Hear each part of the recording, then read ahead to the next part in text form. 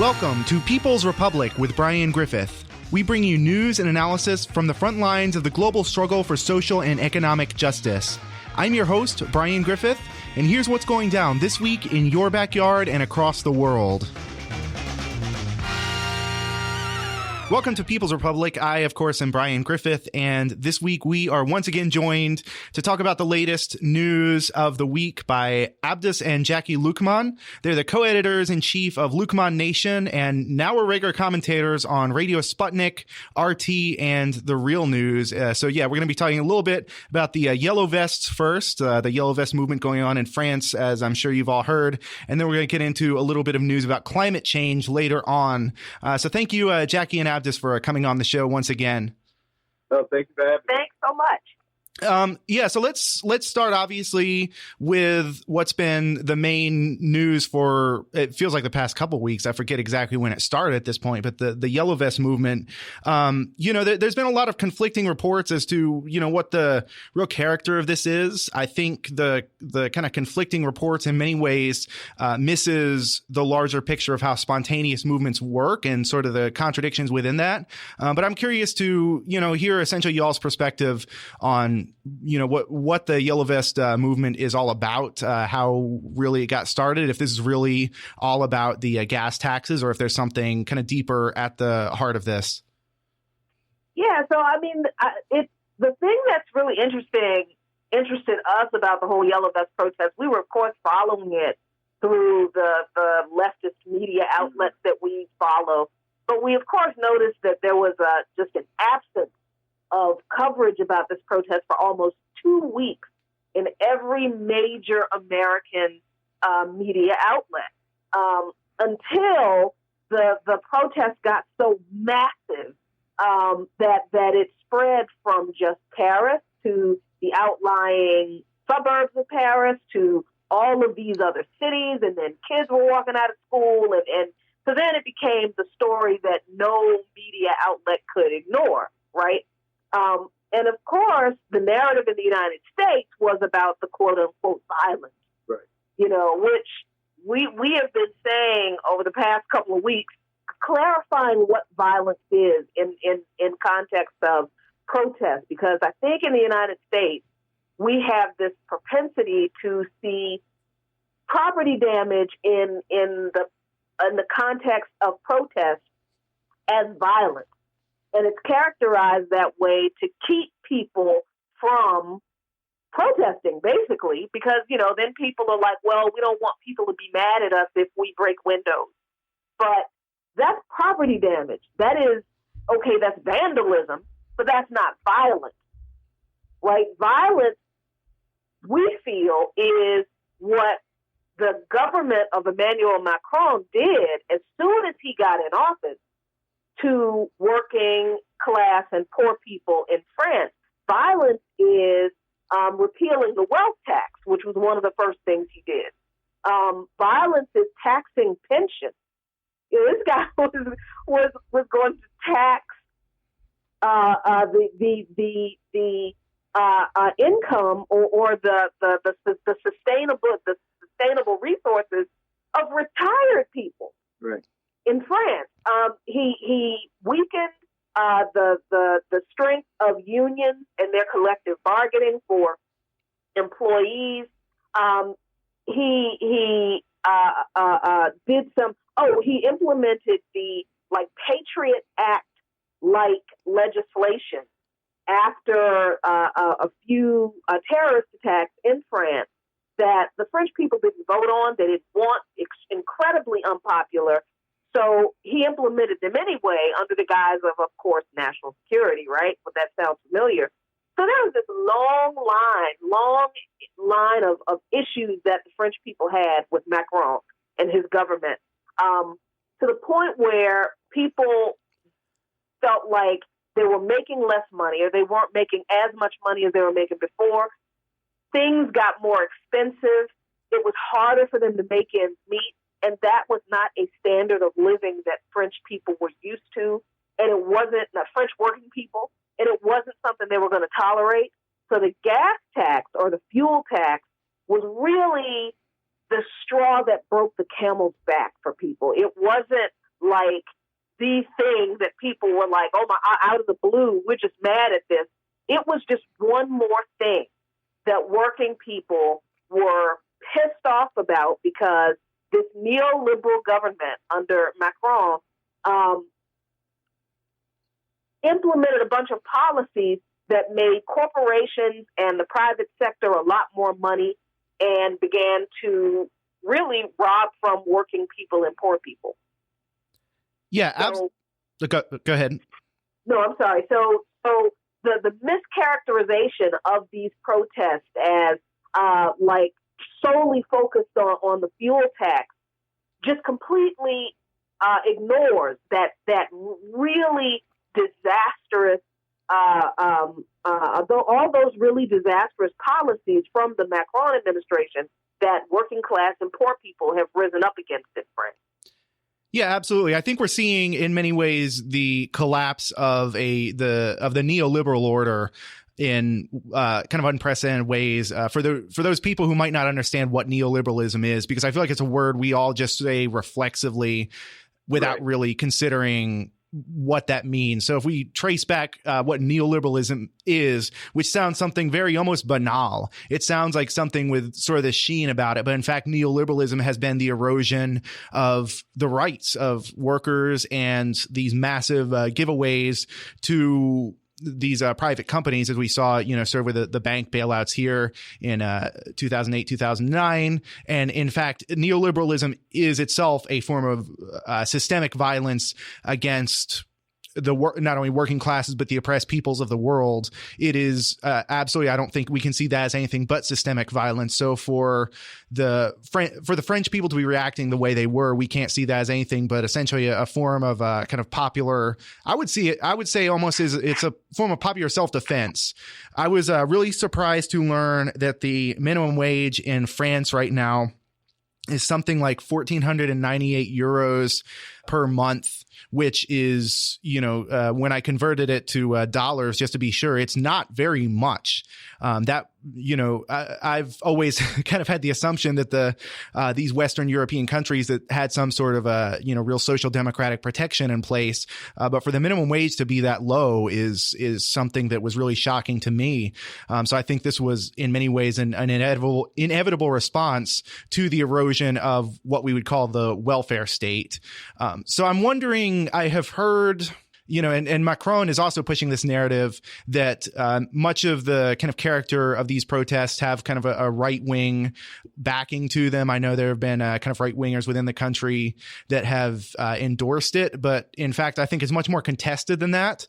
I think we need to, understand what the kind of context for what a popular uprising is. When you have a kind of popular uprising of people, when you have that neoliberal center collapse, you have people coming from all strata of life, coming from these sort of mixed ideologies where you may have groups of people with their own coherent ideology, or you may have people who have never really sort of thought this stuff out. They're not coming from a real kind of deep analysis. They're just people who have seen their own standard of life falling over generations. And now, they're taking to the streets to essentially protect that. So you have this kind of mix of ideologies. I'm wondering, what you've heard about sort of the struggle for sort of the soul, I guess, to not to be too philosophical about, but yeah, the struggle for kind of the soul and the direction of this movement, as you have kind of both left wing and right wing forces within France trying to, to send this in various directions and trying to,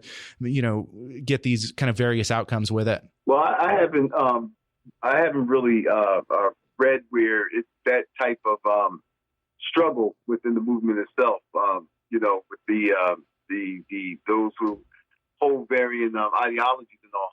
I mean, those who have a right wing ideology, they're part of the working class too. And I think the neoliberal policies that Macron and let's look at this. The so-called welfare state of the French has been being steadily eroded since the Mitterrand, Francois Mitterrand's day. So there has been other presidents, French presidents, who we know about Sarkozy and them. They all been chipping away, little by little, just like over here. Even though we had nowhere the type of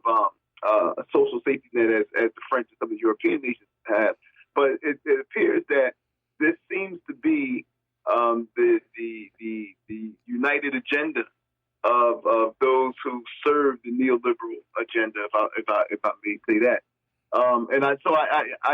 I haven't seen where even those who are from the right wing actually projecting that philosophy into it so much. I think that right now it's just a workers' class struggle right now.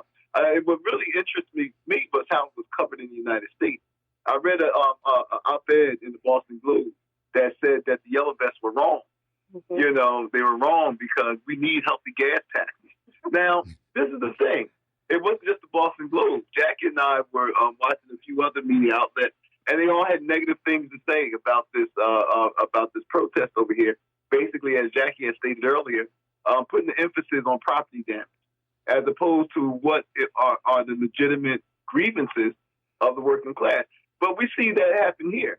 I mean, with the Fight for 15, and we've seen other attempts by the working class in America trying to demand just a little bit more of the pie, mm-hmm. only to be lambasted and criticized in the corporate media as being rabble rousers, and we've seen what happened to Occupy Wall Street and how they, the way that was reported.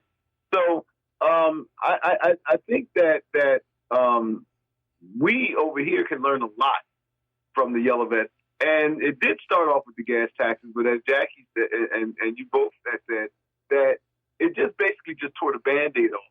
And then what happened is that other issues started being looked at. I think you could sum up the yellow vest protest in this one quote by a participant of the protest when he said that he joined the protest because he noticed that his purchasing power was becoming less and less. Mm-hmm. And so in the United States, I mean, you don't have to be French to understand that. I mean, even in the United States, I mean, we've seen that our purchasing power in the United States has dwindled a lot. So much so that this holiday season, people are talking about online, but the reason why that the online sales that there's a lot of that the online sales are profitable is because they're cheaper, and people can't afford to go to the malls and everything like that. So we got malls closing, and they say, well, it's online because it's more convenient. It's not that. It's the fact that people can't afford the stuff at the mall. So Macron, Macron, when he started running, he tried to package himself as this new world order leader. I don't know what that meant, but again, Macron's excuse for the tax hike on the gas taxes was to help combat climate change. Right. But this is the problem. Working people are tired of government placing more and more responsibility of funding these things on the backs of the middle class and the working class, while the wealthy, who have a lot more resources than the rest of us, no one wants. They're getting tax breaks. They're getting. Government is allowing them to not only hoard their money, but also to earn a lot more money and with less social responsibility. And yet all of the things that a society needs in one place back. And so we see that over here too. So that's basically what's going on over there. Yeah, I mean, and to the extent that some on the right, Le Pen and a couple of other even right-wing politicians in other countries, and even Trump supporters here have tried to co-opt the yellow vest movement. Social media has done its job. I mean, once again, social media has been used very well to set the record straight and keep the record straight about this movement not having anything to do with an endorsement of right-wing ideology as much as it is a repudiation of neoliberalism and elitism and the austerity that's creeping into French politics. In fact, one of the French government officials told Trump to mind his business. Wasn't that Macron, which was very interesting? It was not Macron, but it was another government minister that did a press conference and said that we would like Trump to mind his business. Yeah, they know how toxic he is. Yeah.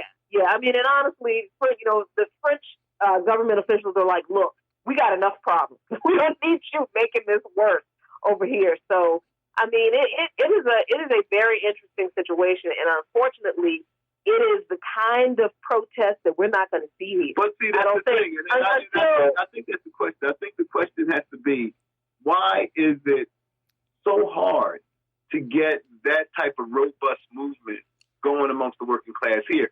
What is the difference between French and American society?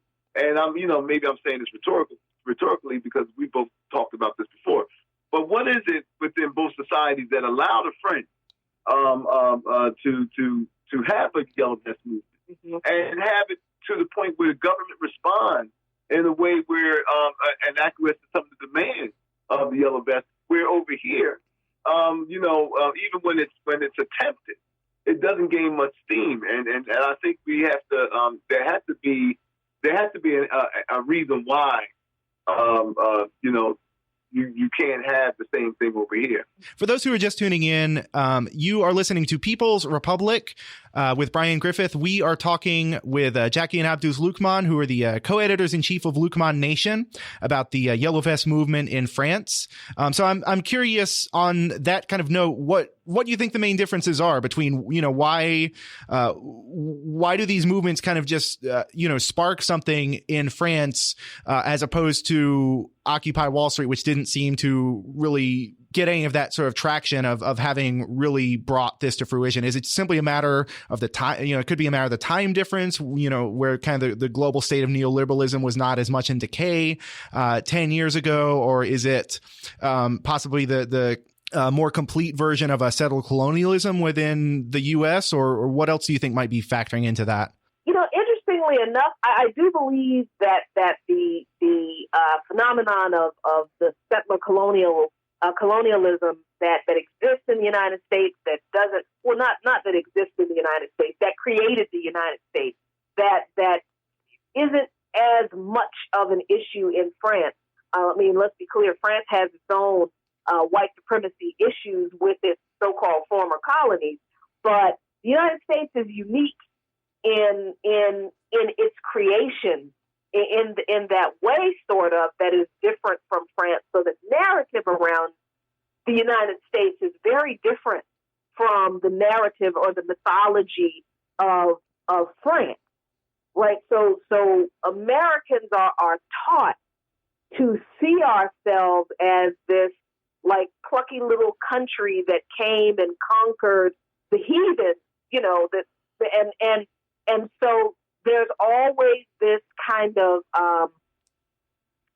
a winner takes all kind of mythology that we subscribe to here, that almost inherently justifies sympathizing with and celebrating the victor and whoever has the most spoil, right? That's our whole mythology in this country. So everything is wrapped around that mythology. Everything is filtered through the lens of the most powerful, with the most money, with the most property, has the most influence, and they're the ones who are right. Well, yeah, and and it goes. I think that it goes a lot deeper in this country. I think one of the problems that prevent us from having a sort of a united workers' rebellion here is America's own racism. I think that, and we can go back in history and see that when the white working class started forming their unions, they left black people out of it. They left Chinese people out of it. So much so that when black people formed their own unions, black people were a little bit more inclusive.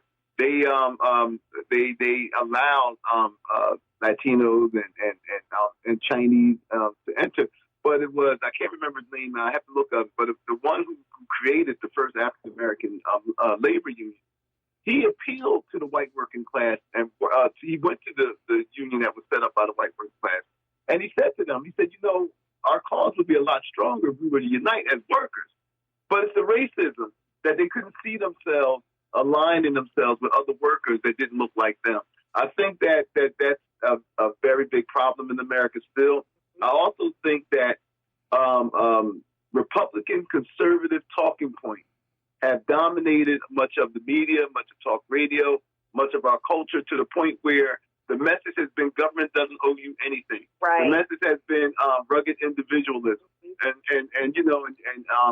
as you said, Jackie, dog eat dog. So the kind of messages that we've been getting from and really, I really have to say that the Republicans since Reagan had this constant message of that you are responsible for your own success, and tied around the myths of the myths of the American dream, that the American dream is only gotten if you work hard for it. Even though we know the history that the American dream for a lot of white folks came through government intervention, but those lessons are lost. Those lessons aren't even taught. So we're left with this mythos of American exceptionalism, which really never existed. Exactly. So we're still leading on. One of the things I must say, add quickly, is that even during slavery, one of the reasons why so many poor whites weren't supported the South was because they felt that one day if they worked hard, they could have a couple of slaves in the plantation. Right. And that's still and that idea, that mentality on some level still exists today. So we can't see each other as workers. In fact, being in Washington, D.C., Brian, where you have a lot of African Americans who work for the government, I mean, you should hear a lot of the racist undertones when I listen to talk radio about we need to do something about federal workers because they're getting too much. They're this and that. What they're actually saying is too many black people working for the government that's getting this and getting that. So a lot of the animosity towards workers' rights is racialized in this country, which prevents a type of coalescing of the working class together, as you see over in the yellow. Yeah, I think that's a key point, because the entire lack of a strong, cohesive labor movement in this country was undermined specifically using racism in this country. So I think you are absolutely right. That is really key. And I think the last thing I'm going to add, though, is the power of the corporate-owned media. The fact that our media in this country is owned by 6 corporations. Yes. Almost every media outlet in this country, if it's not independent, is owned by one of 6 major corporations who are all inherently it's like they have like a parasitic relationship with one of the 2 major political parties. Right. And it's not in their best interest to have a workers' revolt like this. It's not in their best interest. No, and I'm sure there are other ancillary issues that also contribute to this difference. I think one of the other issues is the fact that we do categorize property damage in this country as violence and make that a moral issue, as in the moral failings, the whole respectability politics thing, where, even after the property damage that occurred in France and in some other places where the Yellow Vest protests were happening, 75% of the people still supported the Yellow Vest movement. So there's a whole lot that goes into America being so different and already so crippled by our own ideology that I think explains why it's going to take things getting a lot worse for working people and for a Yellow Vest movement to happen. Just this one more point is that, and one of the reasons why these type of why it's allowed to persist, why it's encouraged, in fact, by people like Donald Trump and the Republicans, and even on the Democratic side, why our politics encourage this type of division. They say it doesn't, they don't, but they encourage this type of division because it serves the ruling class. So so when you can't have a united workers struggle, when we can't look at each other as being part of the working class, we just look at each other as in these identity things that we make up for ourselves. And what happens is that those the ones who benefit are the ones that's continually giving themselves tax breaks, the ones that are constantly putting more and more responsibility on those of us who haven't seen a wage increase in a few decades, and stripping away what little we have of the safety net, And so they so again you see all of this stuff coming out of Washington, and whether it's federal or local, with these demagoguery politicians that sit around and they play on that because it serves their interest. They can't have us united like this. Yeah, I think there's really so much there that we have to explore. I wish we had all the time in the world to kind of explore that. And, but the one thing I'd like to kind of leave us with as far as the Yellow Vest movement is for people to really be looking at this closely as yet another example of a spontaneous uprising of mostly working and oppressed people. Obviously, not everyone there has the best intentions. Obviously, there is a right faction within that, a left faction within that. Obviously, it's a movement with contradictions. But at the end of the day, it is an uprising of working and oppressed people within the imperial core. And I think, those on the left or those who just are interested in some sort of a justice for the oppressed should look at how that plays out and continue to kind of follow the updates there as this thing plays out. So we have a couple of minutes left. I'd like to get into our second topic of the Climate Change Summit. I feel like I have not covered climate change nearly enough on this show. And you kind of brought this to my attention that there was a recent climate change conference in Poland that has some kind of interesting takeaways. Yeah, I mean, it's interesting in the context, I think, that you've got this major global or international climate change conference that is basically sponsored by the Poland.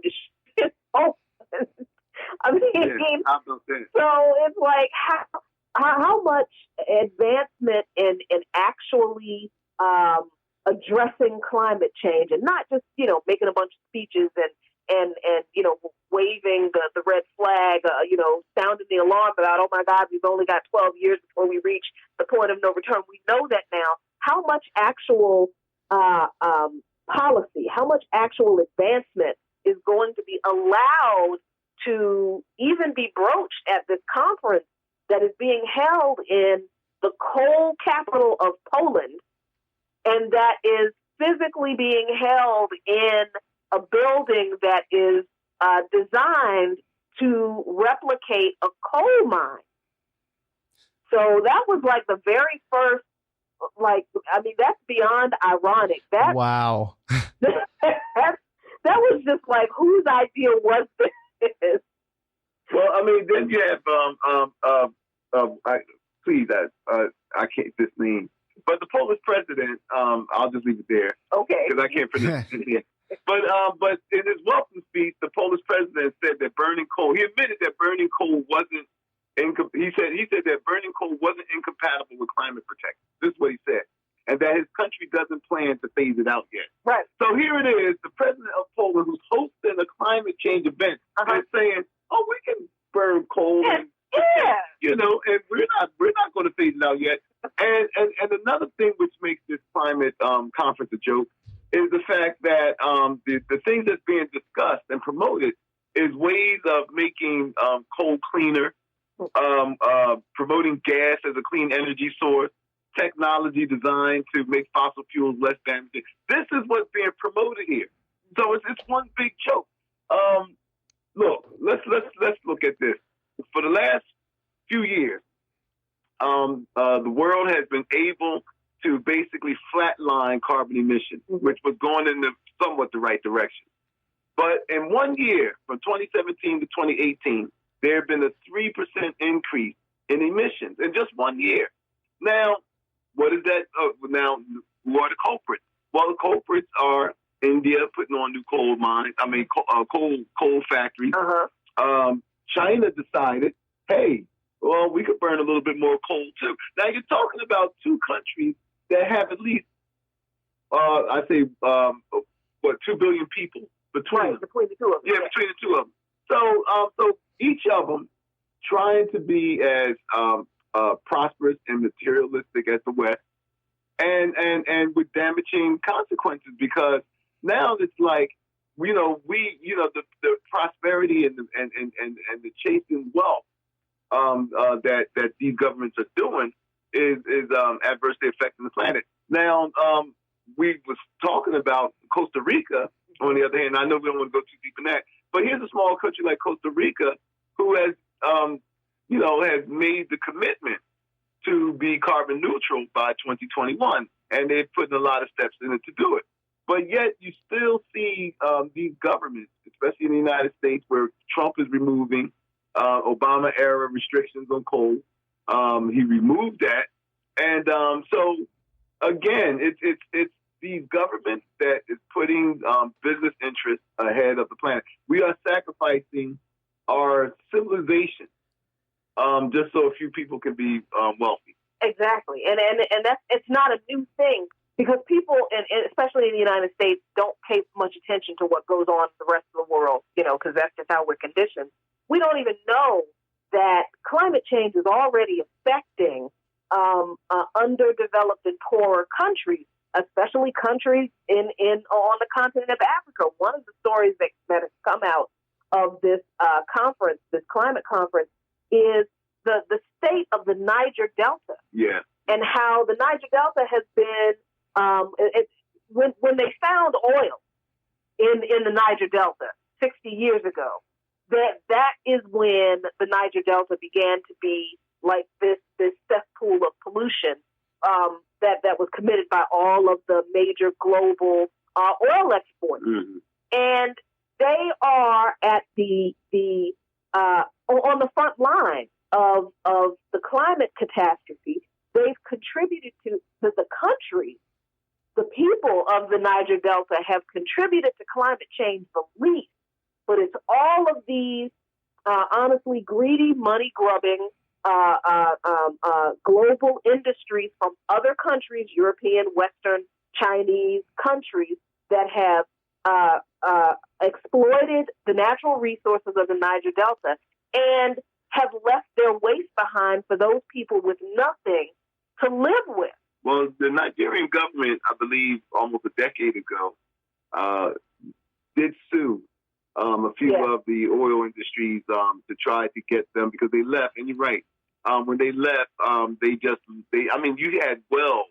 They said that I remember reading the report where remember the well that was in the Gulf of Mexico that kept it. Well, they said that the Niger Delta had like 20 of those. Right, and there's still rivers in the Niger Delta where you will go to them today, and they're covered with oil. And walk on the soil, and it burns your feet because the soil is so saturated with oil.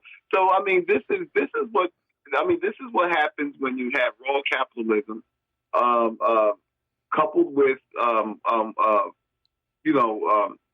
with greed and everything else, and you have unscrupulous African leaders who allow you to do what you want to do just so so they can get some money, and so the people are left unprotected, the environment is left unprotected, and this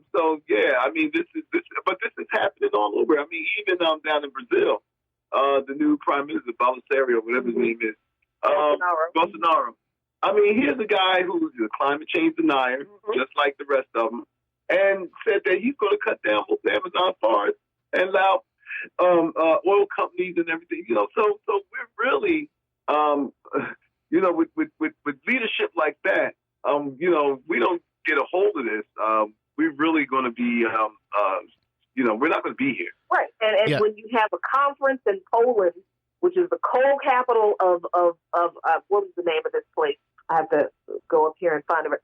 Katowice, Poland, which is the coal capital of Poland. When the climate conference is in the coal capital of Poland, and the president of Poland says, we're not going to stop using coal, none of these issues get addressed. None of them. So we just keep marching towards that, 17 or 12-year line of demarcation, which is the point of no return, and marching towards completing the sixth extinction on this planet due to climate change. Well, you say the problem here is capitalism, but I really look at the kind of prosperity that capitalism has brought to the people of France. I could not even say that with a straight face. I was wondering when you were going to stop and start laughing. Yeah, but to kind of end it on sort of a, like I always like to zoom out at the end of these things. So many of these summits, and I feel like at this point we've had a million climate change summits and conferences and whatnot, all kind of telling us the same thing. But so much of the quote unquote solution is seen in terms of these kind of minor policy changes. We can fix the policy here. We can add a little tax here. We can add, some minor regulations here, and here. And, this sort of idea that kind of the existing state of affairs can be tweaked somewhat, still maintain the same kind of power relations, the same kind of economic system. That's kind of the dominant paradigm that we hear is that, we can just, we ban straws or we put a gas tax. We see how well that gas tax worked out in France. And we can't afford to think of it in those terms anymore. We have to think of it in terms of what is actually destroying the environment, what is causing climate change, and it is the entire economic system. The U.S. military is by and large the largest polluter in the world by magnitudes. I don't think any corporation, I don't think any other country comes close to the level of pollution caused by the U.S. military and their weapons contractors. So anyone who thinks that climate change can be solved without a drastic decrease in the budget and the production for the U.S. military is kind of missing the bigger picture there. And then look, for instance, at how our very cities are structured. Look at, for instance, how our very economies are structured. So we had this car culture that developed throughout the U.S., again, I don't like to generally put kind of the emphasis to fix climate change on the individual consumer. This is not a matter of buying more fuel efficient cars or whatnot.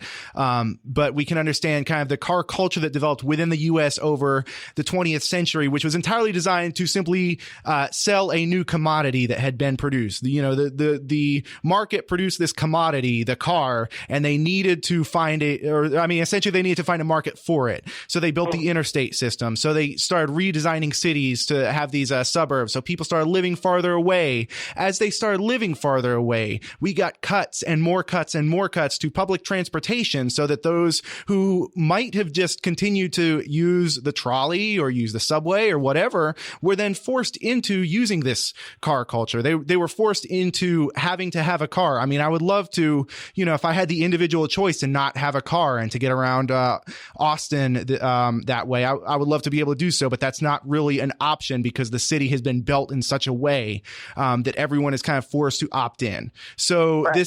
This idea that this economic system that we live in can simply be tweaked is absurd. We have essentially 12 years before climate change gets to the point of no return before we're looking at sort of destruction on a world historic level. And it's these corporations are not capable of reforming themselves, even if the leaders of these corporations were sympathetic to, even if the CEOs were sympathetic to the cause of climate change, they are not. But even if they were, they will be replaced by the board of directors of that corporation with someone who wasn't sympathetic to climate change. So this economic system has to be changed. It can be changed from the top down. It has to be changed from the bottom up. So, I'd like to, give you a couple more minutes to respond to that, and then we'll go ahead and wrap up. Yeah, I mean, I don't think I could say anything more that either counters that. I certainly wouldn't say anything that counters that, but I certainly couldn't say that any better. Capitalism is the disease. Capitalism is the disease. It's the problem that all of these issues stem from. It breeds on inequality. It was built off the back of white supremacy. It perpetuates more greed, and it is not a sustainable system. And we absolutely agree. The system needs to be dismantled and rebuilt with something better, socialism from the bottom up. We've been talking with Jackie and Abdus Luqman, the co-editors-in-chief of Luqman Nation. We've been talking about the Yellow Vest movement in France, and then we talked a little bit about the climate change conference that just happened in Poland that was sponsored by the coal companies in a building that was shaped itself like a coal mine. So, a lot to think about there. Thank you, Jackie and Abdus, for coming on the show once again. Well, thank you for having me. so much. Always a pleasure. You've been listening to People's Republic with Brian Griffith. People's Republic originates on KOOP 91.7 FM in Austin and is also broadcast on 102.3 FM in New Orleans. We are available as a podcast on SoundCloud, Spotify, Spreaker, Stitcher, iTunes, or wherever podcasts are podded. Stay tuned.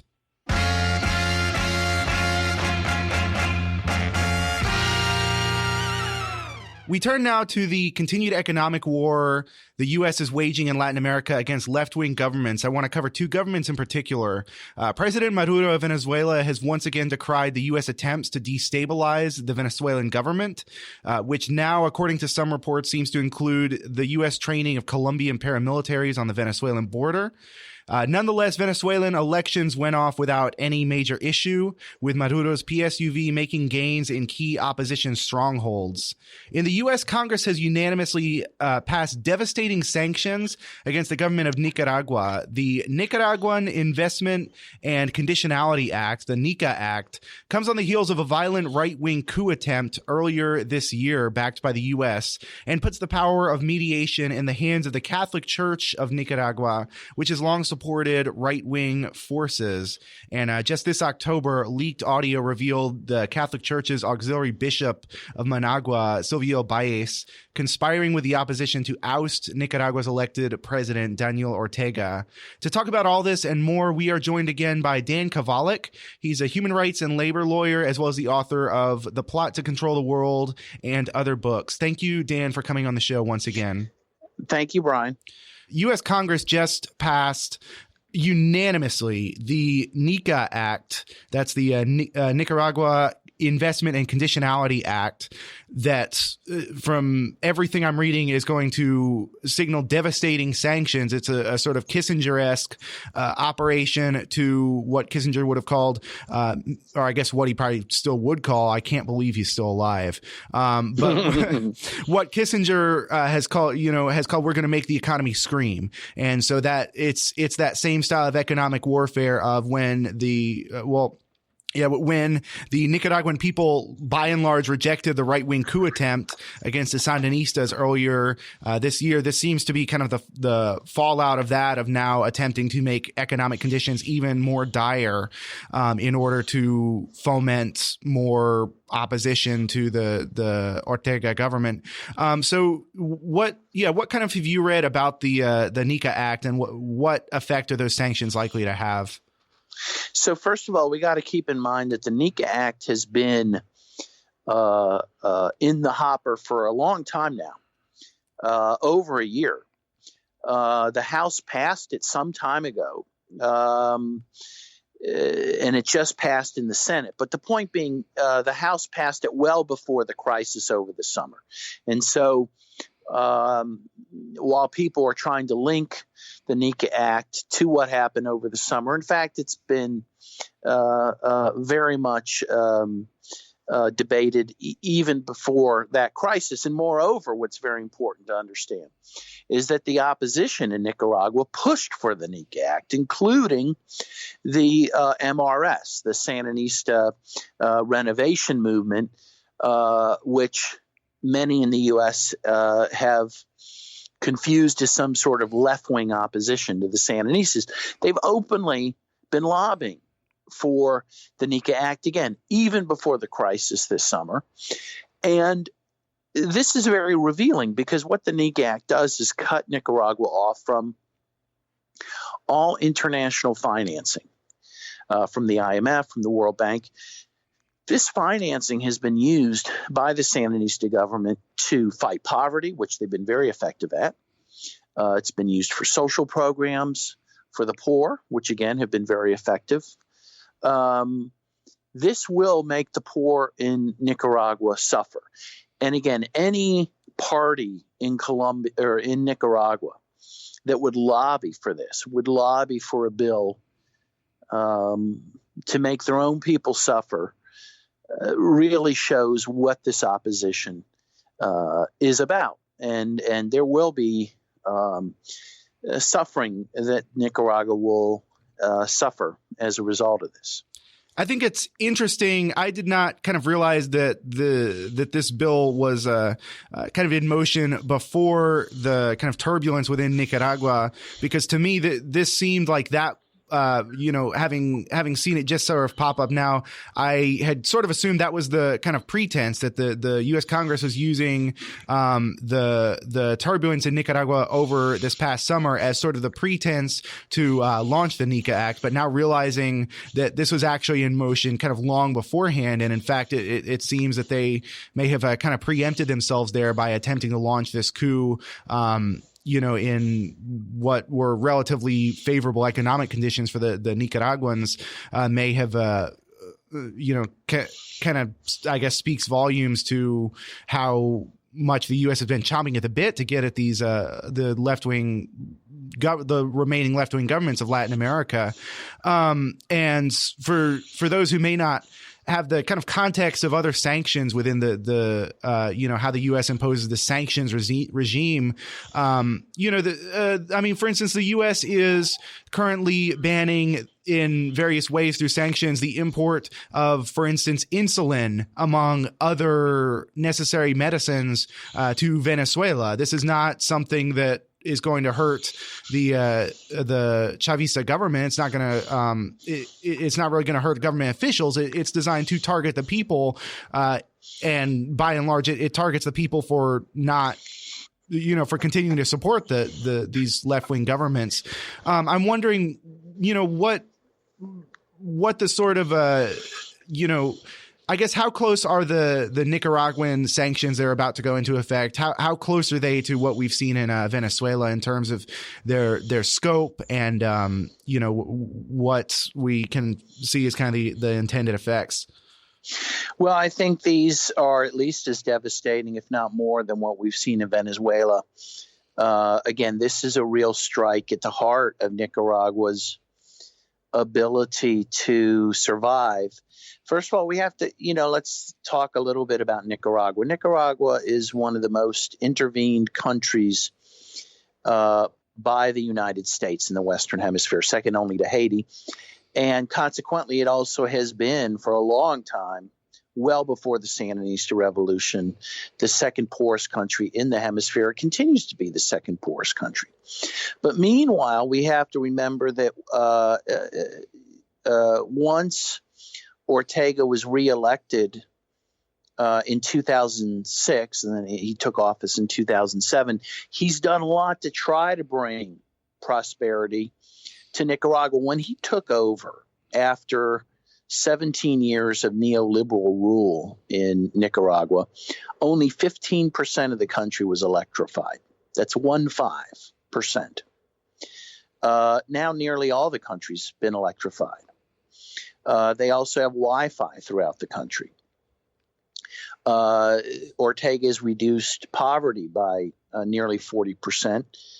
And since he was reelected, the economy has grown by 4 to 5% every year. So the Sandinistas have been very successful in trying to build a new Nicaragua, despite the U.S.'s eternal opposition to them. And they have used money, international financing, to do some of that work. That the U.S. would then cut off this financing at a very critical time. Already Nicaragua was reeling from these the attempted coup over the summer, which also targeted the economy, which really tanked the economy. And then to add this to Nicaragua's woes is really cruel. It will make it very difficult for Nicaragua to progress very much. Even with that said, Ortega has announced a number of different programs for next year, including increased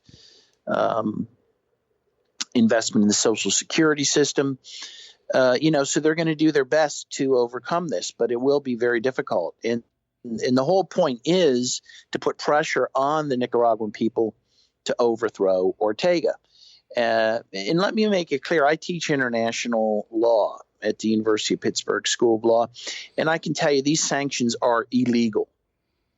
These sanctions, unilateral sanctions like this, are really an act of war, and they are not allowed to be imposed under the UN Charter except through the Security Council, which the U.S. has not even attempted to do. And people need to keep that in mind when they think about these sanctions. But in any case, this will cause a lot of misery, again, mostly for the poorest of the poor in Nicaragua. Yeah, absolutely. That's something I think we need to keep kind of reminding people, is that the kind of illegal nature, completely illegal nature of these sanctions that we just assume are this kind of natural outgrowth.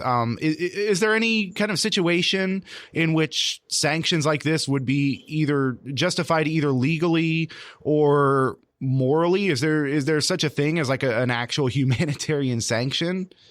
Well, I don't believe so. I don't believe there is such a thing. There is legally, again, you could go to the Security Council and in certain circumstances and get the Security Council to approve economic sanctions in certain cases in order to maintain international peace and security. Certainly sanctions targeted at the military would be legitimate. That comes to mind. But these types of sanctions, which are aimed at the population, I can't see any legal or moral justification for ever.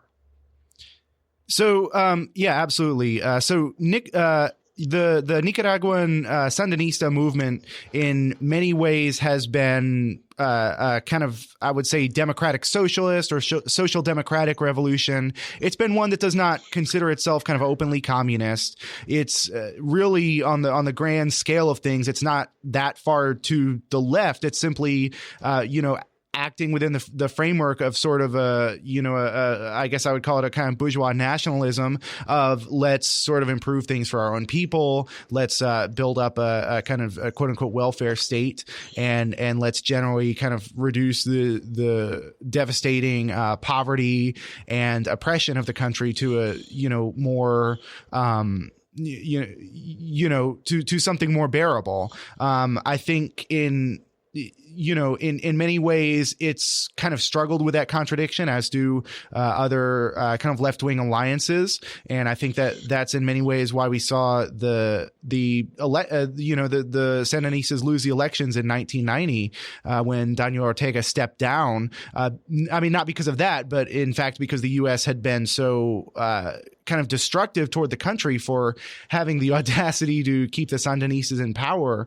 But as we saw with the kind of neoliberal creep after that, these devastating conditions of poverty create the conditions where these left-wing governments are needed, and they also kind of create the conditions, I think, where the people then become more aware of sort of what works for them, what doesn't work for them. The more they're sort of besieged, the more they're sort of besieged, the more they then have to the more then kind of defense they feel of that, whatever the revolution might be. So how do you feel the conditions are in Nicaragua? Do you feel that people might actually give up the kind of Sandinista project? Do you feel that the Sandinistas might actually, start losing popularity, or are people in Nicaragua going to see this as another U.S. attack, and then will that essentially entrench the kind of Sandinista movement further?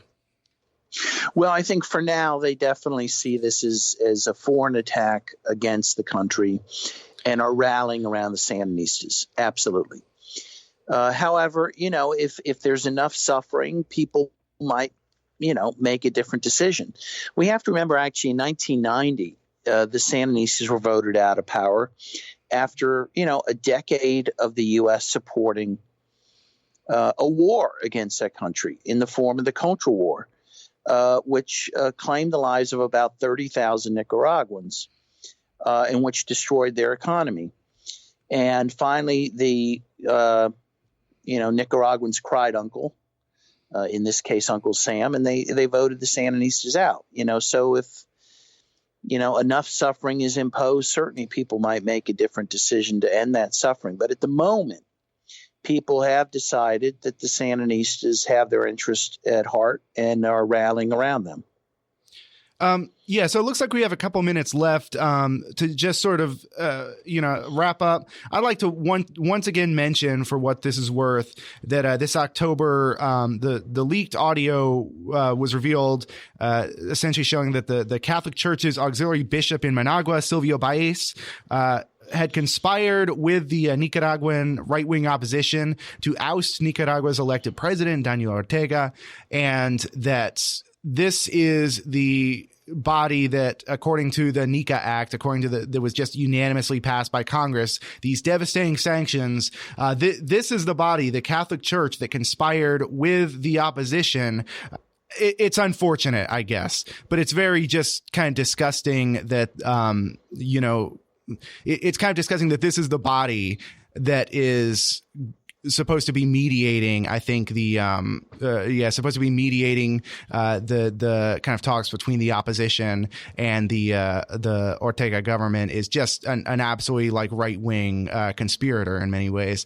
So you have any last thoughts on that, or anything else we might not have mentioned so far? Well, we have to remember the Catholic hierarchy in Nicaragua, and I distinguish that from some of the base communities in Nicaragua, some of which are liberation theologians and they're progressive, but the hierarchy itself of the Catholic Church has always been opposed to the Sandinistas. But moreover, as I understand, the biggest loser from the crisis has been the Catholic Church, because they did expose themselves as supporters of the coup.